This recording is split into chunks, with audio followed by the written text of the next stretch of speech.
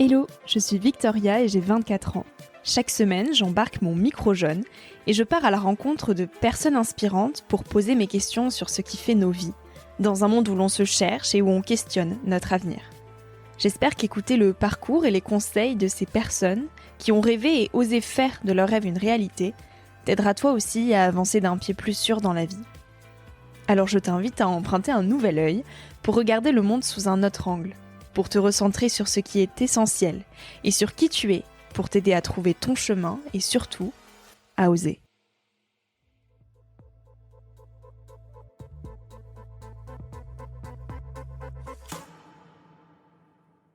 Quand tu fais un choix, tu prends une route, tu renonces à plein d'autres, mais ça t'empêche pas dans 6 mois d'arrêter cette route et de revenir sur une autre. C'est comme ça qu'on met de l'extraordinaire dans nos vies. En fait, c'est pas tellement en essayant de s'entourer de gens plus extraordinaires, en déménageant 3 fois, en ayant une plus grosse voiture, un plus beau vélo. C'est finalement juste en éduquant un peu son regard à voir de l'extraordinaire là où il n'y en a pas.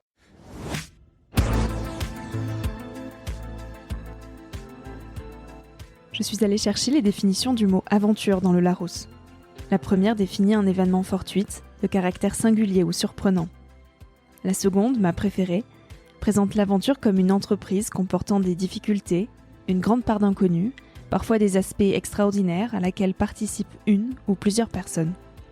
On parle aussi d'une aventure comme d'une entreprise où le risque est considérable et dont la réussite est douteuse, ou enfin comme d'une liaison amoureuse sans lendemain. Si on pense l'aventure comme une sortie de notre zone de confort, quelle qu'elle soit, il s'agirait alors avant toute chose d'un esprit d'aventure à muscler, quotidiennement. Vivre de façon aventureuse, c'est accepter les détours, l'abandon à soi et aux autres, les sauts dans le vide. L'aventure sous toutes ses formes est ce qui rend la vie plus intense. Elle se trouve dans les rencontres, dans les choix, dans les transitions, dans les défis personnels ou sportifs. Ferdinand Martinet, lui, fait résonner le mot aventure avec Chiloé, en nous invitant le plus possible à goûter le dehors. L'aventure, c'est sortir de son quotidien pour vivre le nouveau par un simple passage en nature. À côté de chez soi, rapide, même 10 minutes, ça suffit pour y goûter. Comment alors mettre plus d'aventure, de dehors et de nature dans nos quotidiens ? Avec Ferdinand dans cet épisode, on parle d'esprit d'aventure, de nature et du dehors. J'espère que cet épisode te donnera l'envie de cultiver l'aventure au quotidien. Tout est possible. Let's go ! C'est parti. Salut Ferdinand. Salut Victoria. Merci de m'accueillir dans les beaux locaux de Chiloé à Annecy. Tu es le cofondateur donc de Chiloé, qui est un média et une agence de référence de la micro-aventure en France. Quel petit garçon tu étais, Ferdinand ? J'étais un petit garçon. J'étais pas très sauvage quand j'étais petit. J'étais plutôt studieux. J'avais une petite paire de lunettes. J'aimais bien les cours. Je faisais de la guitare. Je lisais des livres. Mais j'étais plutôt sportif. Et donc, c'est à travers le sport que j'ai, à mon avis, eu le goût de l'aventure et de la nature. Ok. À 20 ans, comment tu te projetais dans la vie des grands ? À 20 ans, j'étais plutôt fêtard. Donc, à ce moment-là, j'avais troqué mes lunettes et mes livres pour faire la fête. Et je me projetais, c'est marrant, moi à l'époque, ouais, je m'imaginais bosser dans une grosse boîte. D'ailleurs, la première boîte dans laquelle j'ai bossé, c'était Danone. Et je m'imaginais bosser dans une grande boîte, avoir plein d'argent pour ensuite faire des voyages à l'autre bout du monde et finalement, qui était le modèle de vie qu'on pouvait avoir il y a je dirais une vingtaine d'années, 15-20 ans. Tout ça, ça a bien changé aussi. Ouais. T'es resté aussi 6 ans à Barcelone en tant que manager chez Manhattan Associates. Je sais pas trop comment on prononce ça, mais t'as quand même enchaîné plusieurs années dans ce modèle assez classique. Exactement. Ouais. J'ai fait une école d'ingénieur. Je suis sorti de mon école d'ingénieur. J'ai bossé chez Danone pendant 1 an et demi. Et j'avais un patron à l'époque qui était espagnol, qui s'appelait Gonzalo, et qui m'a dit tu sais quoi, tu devrais plutôt aller faire un truc que tu feras pas dans les 10 prochaines années parce que tu vas bosser, etc. Profites-en, t'es encore jeune, va voyager. Et en fait, à ce moment-là, j'étais en, je crois, stage de fin d'études ou fin de CDD chez Danone. Et je pars avec mon sac à dos 6 mois en Amérique du Sud. Et je crois que c'est le plus beau conseil qu'il m'ait jamais donné parce qu'en fait, ça s'est un peu enchaîné logiquement ensuite d'une certaine manière. En allant en Amérique du Sud, j'ai pris le goût vraiment de l'aventure et du voyage, des grands espaces. J'ai appris l'espagnol et c'est ce qui m'a permis, en fait, quelques années après, en rentrant, de choper ce job dans le conseil et d'aller ouvrir les bureaux de cette boîte à Barcelone. Et qu'est-ce qui t'a fait dire au bout de 6 ans, j'arrête, stop ? Moi, ça faisait très longtemps que j'avais envie de monter une boîte. Donc, comme beaucoup de gens qui ont envie de monter des boîtes, j'avais plein d'idées, puis à chaque fois je me disais c'était pas la bonne, que ça existait déjà, ou que j'étais pas la bonne personne, ou que c'était trop compliqué. Donc j'avais cette sensation en fait d'avoir envie, et puis il y avait jamais l'opportunité. Et donc je pense que plus on attend et plus il y a un moment donné, en fait, l'opportunité se crée. Et je crois qu'il faut savoir être un peu patient. Donc ça, c'était le premier truc. Et le deuxième, c'est qu'effectivement, ça avait pas du tout de sens ce que je faisais. J'avais dans les clients qu'on conseillait, qu'on accompagnait, des boîtes assez catastrophiques. Je les citerai pas, mais des boîtes du textile qui fabriquent au Bangladesh et qui vendent des vêtements une fortune. Et donc je me rendais compte qu'il y avait vraiment des trucs qui clochaient et que je passais mon temps et mon énergie pour des boîtes et des causes qui étaient assez pourries. Et donc c'était un peu l'accélérateur là-dessus. Et je pense que j'arrivais aussi à la trentaine et je me suis dit c'est peut-être vraiment le moment là de switcher quoi. Et tu as commencé Chiloé par une newsletter que tu développais en parallèle justement de ce job-là. Est-ce que les opportunités, elles se créent ou est-ce qu'il y a vraiment un bon moment pour les lancer? Je sais pas si elles se créent pas. Moi, je crois que le meilleur truc en fait pour démarrer, c'est de raconter ce qu'on fait. Qu'on fasse un podcast, qu'on fasse un blog, qu'on fasse une newsletter ou qu'on s'engage auprès de ses amis à raconter ce qu'on fait, finalement, à raconter son cheminement et son processus. En fait, on prend des engagements. Et en prenant des engagements, on crée des opportunités. Moi, au début, j'ai créé cette newsletter. Et alors, l'histoire est un peu longue parce que les tout premiers mois de Chiloé, c'était une marque éco-responsable à outdoor. Donc, avec un de mes meilleurs potes, Vianney, on voulait vraiment designer, produire et vendre des vêtements outdoor made in Europe. Et déjà, on fait un premier switch et on se dit, mais en fait, on va pas faire des vêtements, il en existe plein. Il y a des marques magnifiques qui font déjà ça. En fait, on va d'abord inciter les gens à aller dehors. Et puis, une fois qu'ils seront dehors, on les équipera. Donc, déjà, on fait un pivot. Et à ce moment-là, je me dis, mais plutôt que de tout arrêter, je crois que le plus simple, ça va être de faire une newsletter. J'adorais, moi, le contenu globalement sur Internet, mais je trouvais qu'il y avait beaucoup de contenu de merde. Et j'adorais les newsletters un peu léchés ou les quelques comptes Instagram que je regardais qui prenaient, à l'époque, les podcasts n'existaient pas vraiment, où il y avait vraiment un travail, je trouve, éditorial. Et donc, je me dis, je vais faire une newsletter, je vais l'envoyer à 50 copains. Et dans cette newsletter, je vais partager des idées de micro-aventures en France, des produits cool, des marques inspirantes, des bouquins inspirants. Et puis, je me dis, si ça intéresse un peu plus de monde que mes copains, il y a peut-être un fil à tirer. Et en fait, très vite, en quelques mois, il y a eu 500, 1000, 2000, et très vite, il y a eu 20 000 personnes. Je crois qu'au bout de 6 mois, il y a eu 10 000 personnes. Et donc là, je me suis dit, en fait, il y a quand même un truc, c'est qu'il y a des gens qui se passent la newsletter et qui se disent, tiens, regarde, ça a l'air sympa. Et donc au début, c'était toutes mes aventures, tout ce que je vivais finalement que je partageais. Puis après, c'est devenu une communauté. Et donc les gens me partageaient tous les jours un bon bouquin, un bon festival, une bonne aventure. Et moi, finalement, mon job, c'était de mettre ça en valeur et de le renvoyer. Tu dis qu'en Argentine, l'aventure a été un des gros déclics dans ta construction personnelle. En quoi, pour toi, l'aventure, elle est essentielle dans la construction d'une vie? Dans l'aventure, il y a tous les ingrédients, en fait, je dirais, de la vie de manière plus intense, en fait. Par principe, l'aventure, c'est l'imprévu. C'est la météo qui va pas être celle que tu as prévue. Ça va être l'équipement qui va peut-être te lâcher. C'est des rencontres. Ça peut être des bonnes ou des mauvaises rencontres. Ça peut être des peurs. Ça peut être des joies. Donc finalement, en fait, tu te dis l'aventure. En fait, je pense que quand tu vis de manière aventureuse, quand tu aimes l'aventure, je pense que tu es un peu mieux préparé pour la vie ensuite. Et en tout cas, pour accepter que la vie, voilà, il fait pas toujours la météo que tu as imaginé. En fait, l'esprit d'aventure me paraît hyper important et on y viendra ensuite. Mais moi, quand j'ai démarré de Chiloé il y a 6 ans, l'aventure, c'était aller à l'autre bout du monde, c'était faire l'ascension de l'Everest, c'était justement en Argentine, aller faire du cheval comme Florent Pagny dans la Pampa au sud de l'Argentine, j'en sais rien. Et en fait, finalement, l'aventure, tu peux la faire à côté de chez toi. Donc, tu peux, toi qui es dans le sud-ouest, tu peux descendre l'Adour en stand-up paddle qui vient se jeter dans la mer. Tu peux aller avec un âne dans les Pyrénées pendant 4 jours sans croiser trop de monde. Et en fait, finalement, tu peux la vivre partout, l'aventure. Et tu peux aussi aller dormir sous ta tente à une demi-heure de chez toi. Et c'est une aventure. Donc il y a l'aventure telle qu'on la connaît, il y a aussi l'esprit d'aventure dont tu nous parlais, qui est finalement plus une philosophie de vie. Exactement. Comment on peut la mettre en place dans nos quotidiens, cette philosophie? On a plus tendance à, au contraire, tout mettre dans des rails, et être bien sécure et ne pas s'autoriser l'inconnu. Ça fait peur. Ouais, t'as raison. Alors, je suis pas bien placé pour donner des conseils, mais nous, on avait réalisé avec Thibaut, du coup, qui m'a rejoint ensuite dans la seconde partie de l'aventure de Chiloé, qui est devenue plutôt un média. On essayait on faisait la comparaison en fait de voyages lointains. Et je te prends un exemple. Moi, j'ai donc fait un tour d'Amérique du Sud pendant 6 mois. Ça m'a coûté assez cher. J'ai pris plusieurs avions, ça m'a pris du temps, de 6 mois. Et puis en fait, je suis revenu, j'étais apaisé, j'avais fait des belles rencontres, je me sentais bien, j'avais pris un grand bol d'air, etc. Puis en fait, tu fais la même chose et tu te dis, par exemple, quand tu fais le tour de Belle-Île à pied et en 4 jours, quand tu reviens, donc ça n'est que 4 jours, ça coûte beaucoup moins cher et a priori, t'as pas d'avion à prendre. En fait, quand tu rentres, t'as la même sensation de fierté, de bonheur, d'apaisement, etc. Du coup, en fait, tu réalises assez vite que les bienfaits de l'aventure, tu peux les avoir en vivant une micro-aventure finalement. Tu peux vivre un truc assez rapide en termes de temps et accessible et au sens de moyens ou même de manière d'y aller. Et à ce moment-là, en fait, tu as tous les bienfaits de l'aventure. Et en ça, je suis peut-être en train de perdre le fil, pardon, de ce qu'on était en train de se dire, mais l'aventure, elle est partout. J'ai perdu le fil. Continuons ta question. C'était l'esprit d'aventure et en quoi c'était une philosophie qu'on pouvait mettre au quotidien dans nos vies. Comment on arrive à remettre de l'extraordinaire dans la vie de tous les jours ? En épousant une femme extraordinaire, ça c'est le choix que j'ai fait. C'est beau, c'est beau. Finalement, c'est un regard. Ce qui est important, c'est le regard, et c'est de se dire, en fait, on peut aller au boulot tous les matins en prenant le même train, le même métro, le même vélo, et on peut voir les mêmes choses. Et comment on met de l'extraordinaire ? En fait, c'est en changeant de chemin.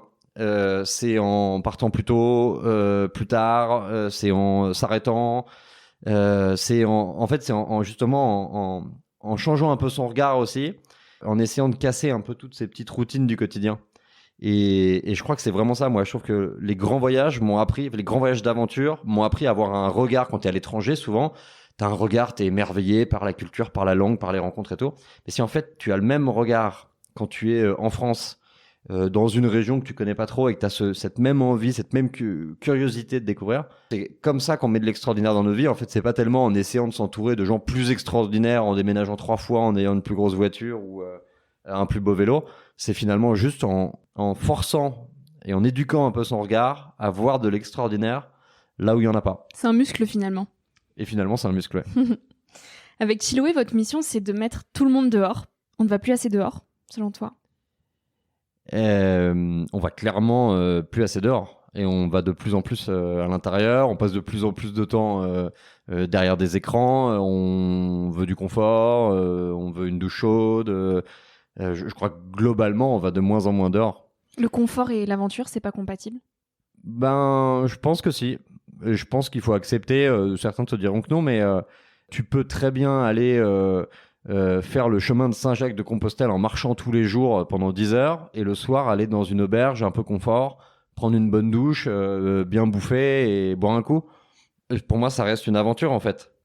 Et paradoxalement, donc on passe de moins en moins de temps dehors et on a besoin de passer de plus en plus de temps dehors parce que finalement, ces rythmes éreintants avec lesquels on vit, les écrans devant lesquels on passe beaucoup de temps, en fait, on a besoin de déconnecter. Et il faut déconnecter un peu plus souvent. Et pour déconnecter un peu plus souvent, nous, en tout cas, je pense, et c'est ce qu'on a trouvé chez Chiloé, que le meilleur moyen de déconnecter rapidement, c'est la nature. Tu pourrais imaginer que lire un bon bouquin ou aller méditer dans une salle te permet aussi de déconnecter. Et c'est parfaitement vrai.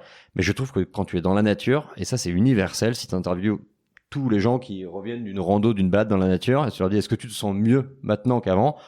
100% des gens te disent qu'ils se sentent mieux. Et moi qui ai 2 petits-enfants aussi, je le vois, quand tu emmènes tes enfants dans la nature, ça fait du bien en fait.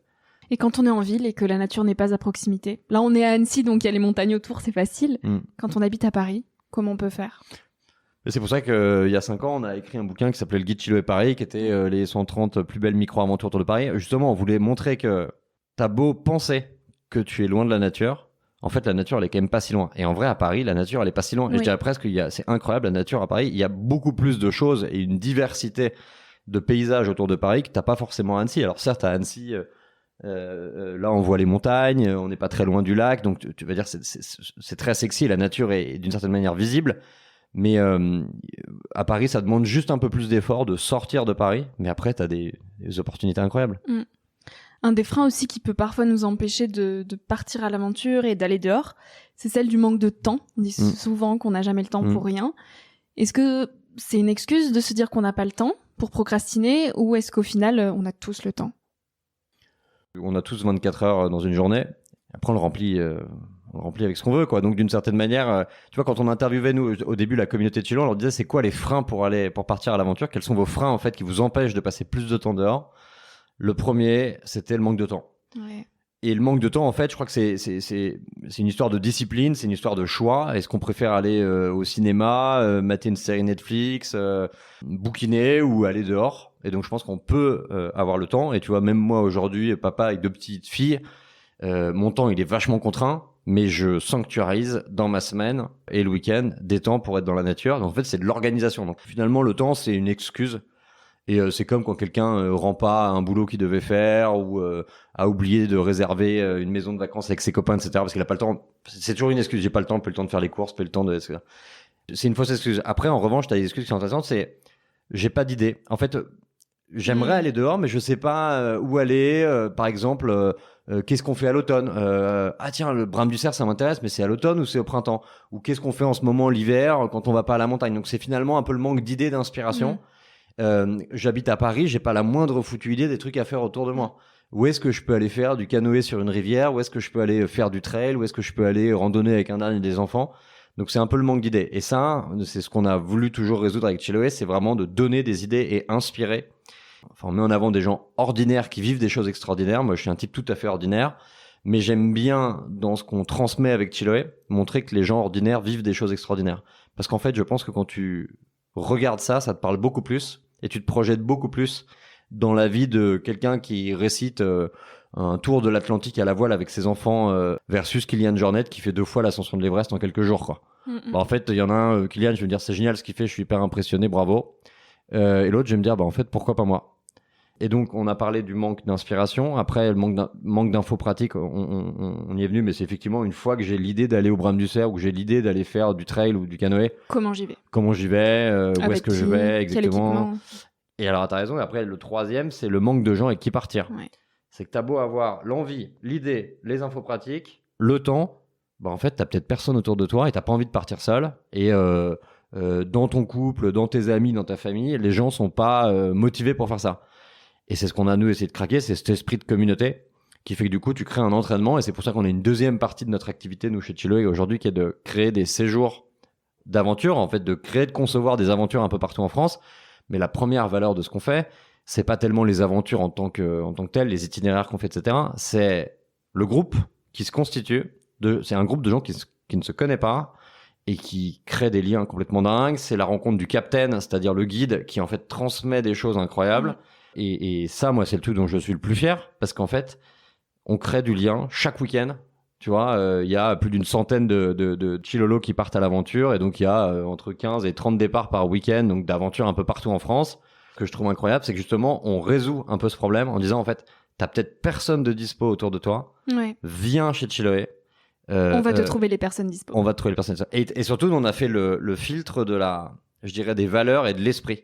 Parce qu'en fait, tu peux aller faire des aventures groupées, mais tu peux aussi tomber avec des cons, tu peux tomber avec des gens qui te ressemblent pas. L'idée, c'est pas de partir qu'avec des gens qui te ressemblent, mais je crois que je dirais une certaine vision du monde, d'un mode de vie, des valeurs, etc., d'un mode de vie tourné vers la nature, local, joyeux, etc. C'est ce que tu vas retrouver chez Chiloé. Et donc, tu vas être content des rencontres que tu vas faire.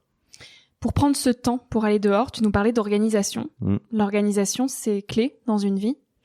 Ouais, je crois que c'est clé.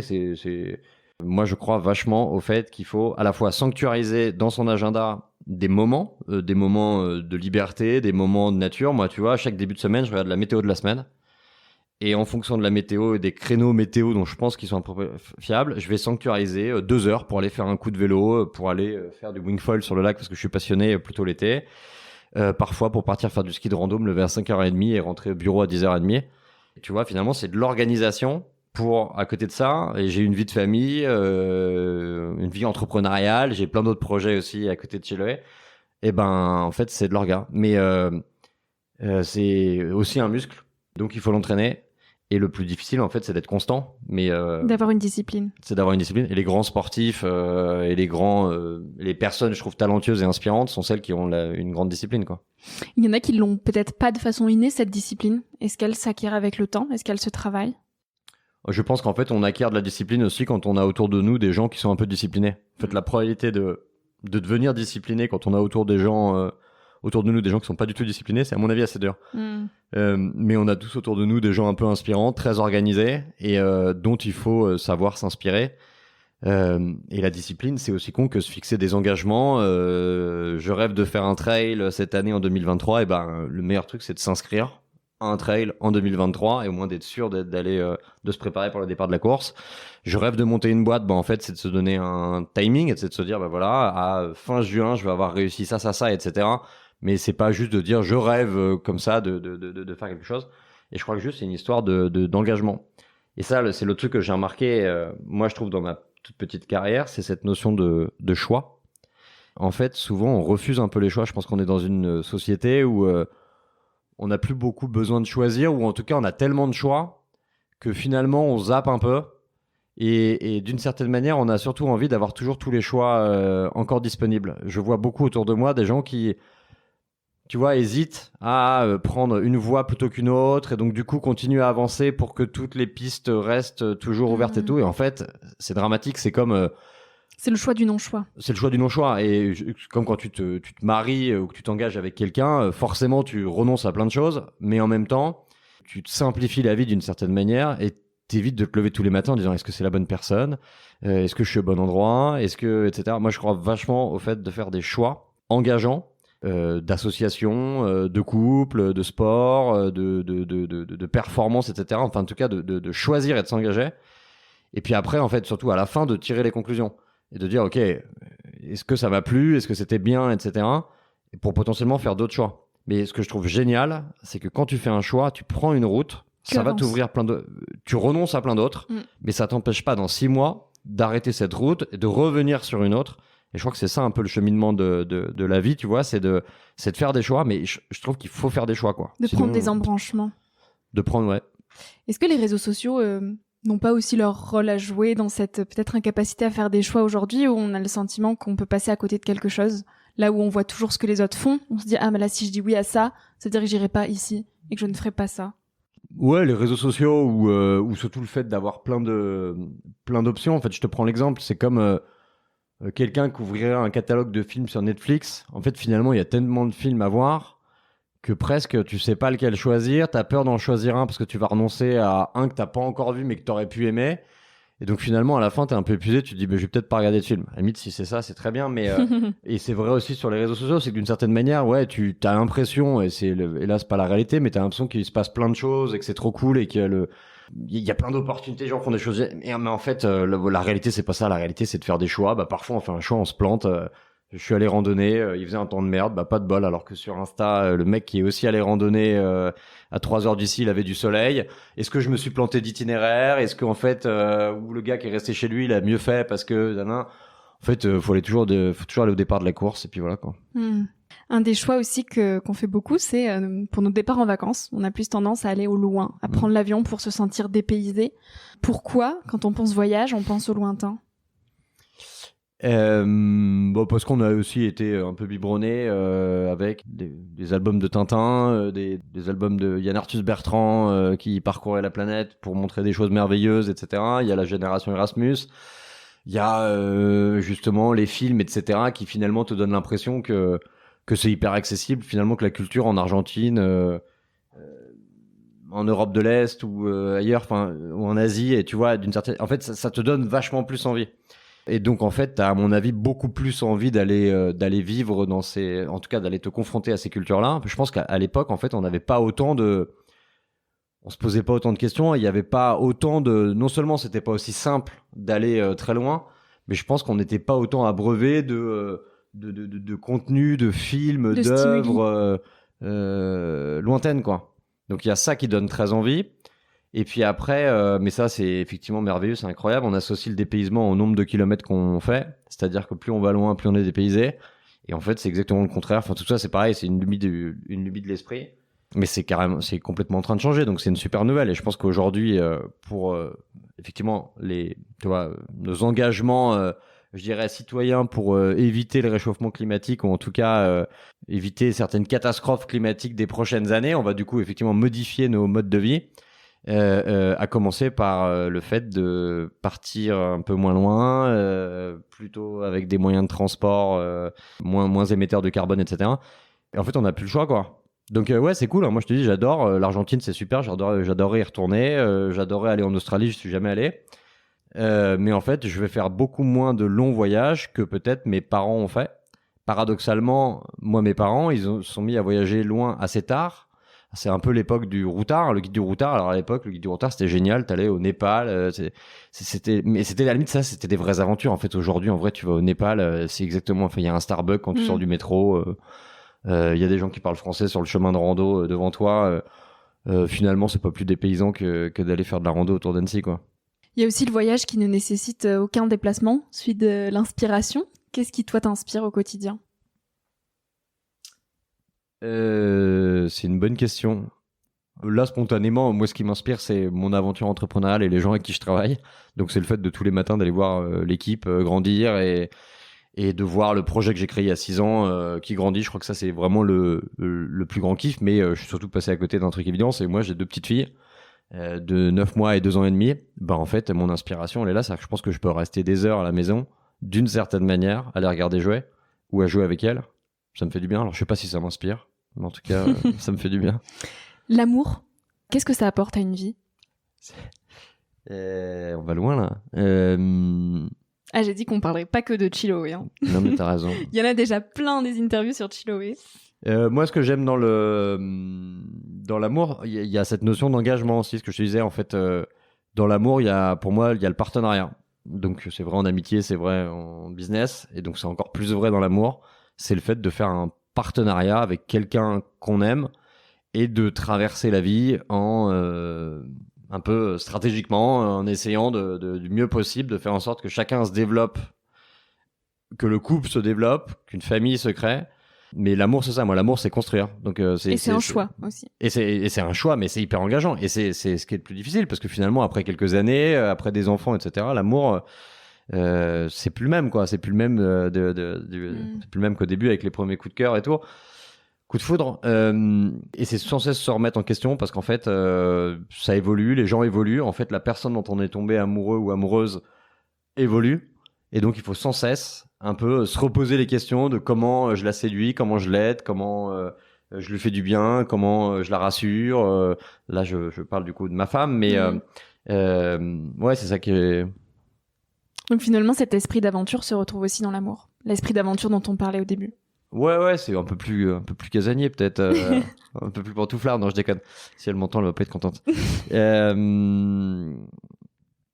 Ouais, en fait, je pense que réussir en amour, une des clés pour réussir en amour serait peut-être de mettre de l'aventure ou de justement, on parlait d'extraordinaire au début, d'essayer de faire en sorte que chaque journée passée avec l'autre soit un peu extraordinaire. Donc, qu'est-ce qu'on fait en fait dans son quotidien pour que dans son quotidien de couple, il y ait des choses extraordinaires? Et ça, j'ai vraiment pas la recette, parce que, encore une fois, et vous avez trouvé que je parle un peu trop d'enfants, mais quand t'as des enfants, et ben en fait, t'oublies un peu, tu oublies la personne en face de toi et celle que t'aimes. Et ouais, c'est bateau ce que je veux dire, mais du coup, tu laisses un peu aller parfois ton couple et tout. Et donc, je pense que c'est hyper important d'essayer de mettre de l'extraordinaire dans une vie de couple ordinaire. Ouais. Est-ce que le jour où tu as eu tes enfants, tu t'es dit mais en fait, on a vachement de temps pour soi dans une journée ? Ouais, je me le dis encore aujourd'hui.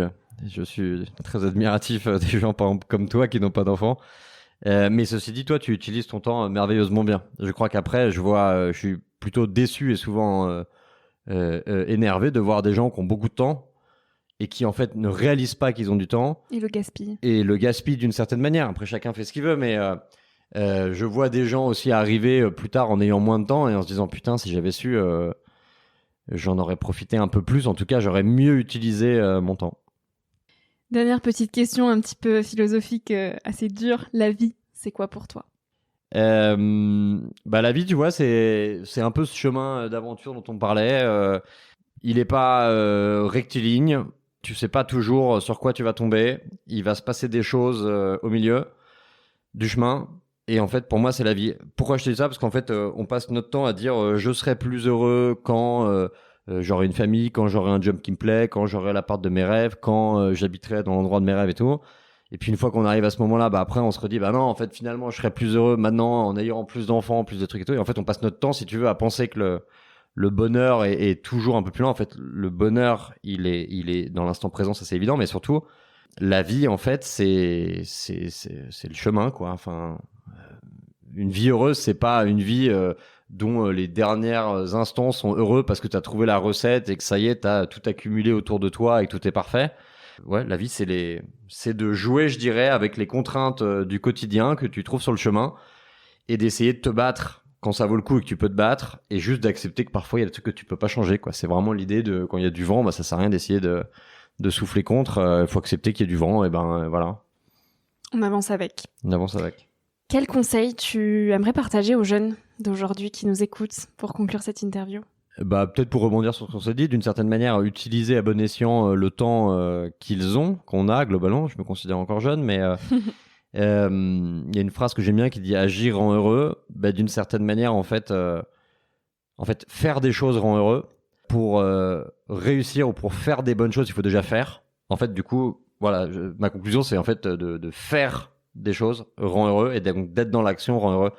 Et quand on est jeune et qu'on sort de son parcours scolaire, de ses études, quelles qu'elles soient, je dirais que c'est de rapidement en fait faire des choses, et surtout de donner son temps pour des causes qui nous paraissent justes. On passe 90 000 heures de notre vie à travailler. T'as plutôt quand même intérêt et envie de les consacrer à soit une cause qui est sympa, soit à des patrons, des managers qui vont vraiment t'apprendre des choses. Et donc en fait c'est ça. Et donc moi je suis très triste aujourd'hui, mais je finis là-dessus, quand je vois peut-être parfois des jeunes talentueux accepter un job ou un circuit un peu classique en début de carrière, parce que je me dis qu'ils pourraient dédier ce temps-là à des choses qui en valent plus la peine. Ceci dit, je crois que c'est intéressant et important de bosser dans des jobs ou de faire un bout de carrière classique. Ça, j'en suis persuadé. Parce qu'en fait, c'est une bonne manière aussi d'apprendre. Moi, typiquement, tu vois, j'ai fait du coup j'ai bossé chez Danone, j'ai bossé dans un cabinet de conseil, etc. En fait, j'ai quand même appris beaucoup de choses. Ça apporte une discipline aussi, si on en revient à la discipline. Ça apporte une discipline, ça apprend des méthodes, des manières de travailler. Si j'avais monté ma boîte directement après mon école d'ingénieur ou en sortant du lycée, j'aurais fait beaucoup plus de conneries. Donc je pense que ça, c'est important. En revanche, ce qui me paraît important, c'est que si tu bosses dans un job qui est pas parfait et qui change pas le monde et qui sauvera pas la planète, c'est que le temps que tu as le soir après ton boulot ou avant ton boulot, tu l'utilises pour des causes tu vois, qui ont du sens. Donc ça va être plutôt des engagements associatifs ou sociaux autour de toi. Et voilà, et je crois qu'à minima, il y a un moment donné, il y a une part du temps, on a tous, qui doit quand même être utilisée pour rendre un peu meilleur le monde dans lequel on vit, quoi. Ah ça, écoute, on va conclure là-dessus. Merci beaucoup Ferdinand pour tous ces partages. De rien, salut Victoria.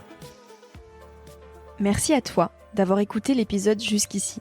Si ce moment t'a plu, je t'invite à le partager, à laisser quelques étoiles sur iTunes ou Spotify, ou à faire une story sur Instagram pour que je puisse te repartager. En attendant de se retrouver lundi prochain, tu peux me suivre au quotidien et m'écrire sur la page Instagram Nouvel Oeil. Sur le site internet www.nouveloeil-podcast.com, tu pourras aussi t'abonner à ma newsletter. J'y partage des inspirations, des nouvelles, des astuces et des petites choses qui font notre quotidien. Je te dis à la semaine prochaine pour de nouvelles aventures, et en attendant, savoure la vie comme il se doit et fais des choses folles.